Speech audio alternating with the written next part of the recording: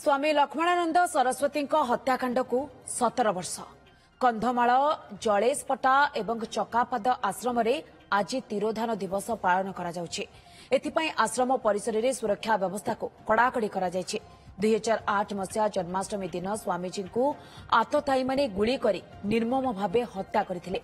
तेणु हिंदू रीतिनीति अनुसार आज दुईटी आश्रम स्वामीजी श्राद्ध वार्षिकी एवं तिरोधान दिवस पालन करा जाउछि।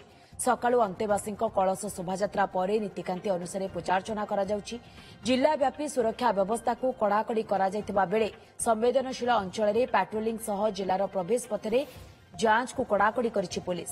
जलेशपटा एवं चकापाद आश्रम 4 प्लाटून लेखाएं पुलिस मुतयन रहिछन्ति। जलेशपटा आश्रम परिसरରୁ अधिक सूचना दैछन्ति आम बालीगुड़ा प्रतिनिधि अजित कुमार नायक। जलेशपटा संस्कृत कन्याश्रम एक भक्तिमय परिवेश सृष्टि होइछि एवं एटाकर जो अंतेवासी रहिछन्ति जो माने रहिछन्ति कर्मचारी जो माने अनुगामी रहिछन्ति आज स्वामीजी को मने पकेबा पई तांको स्मृतिचारण करबा पई एकाठी होइछन्ति।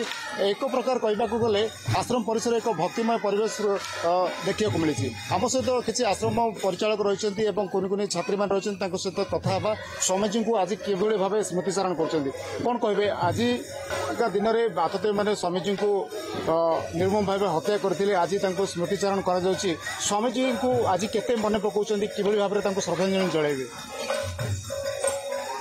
विधर्म चक्र विदारक वक्ष महारथ ब्रह्मण्य वेदांत श्री स्वामी लक्ष्मणानंद सरस्वती आज हूँ 17तम बलिदान दिवस। ये बलिदान दिवस आम पालन करने पूर्व आम हृदय जो कोह आखिर लुह को चापी रखी आम बलिदान दिवस पालन करूँ।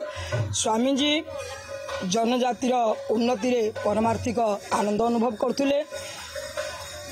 धर्म रक्षा पाई निज जीवन को तिल तिल बलिदान करदेवा पाई पश्चातपद होउनथिले।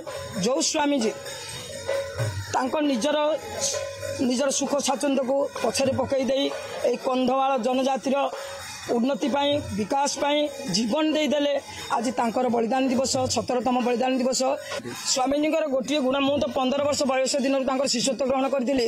स्वामीजी आमको कहती जे तमे एई काम करि पारिबनी बोली केबे भाबिबनी। प्रत्येक काम हम करि पारिबी। जदि तुमको कुहाजिबो नडिया गछरे चढ़ी जाओ तमे पारिबो हां करिवो काहे जदि सांगे सांगे न चढ़ चेष्टा करिवो। आमे एबे चढ़ी न पारले चेष्टा कले निश्चय पारिबो। तेनु एमिति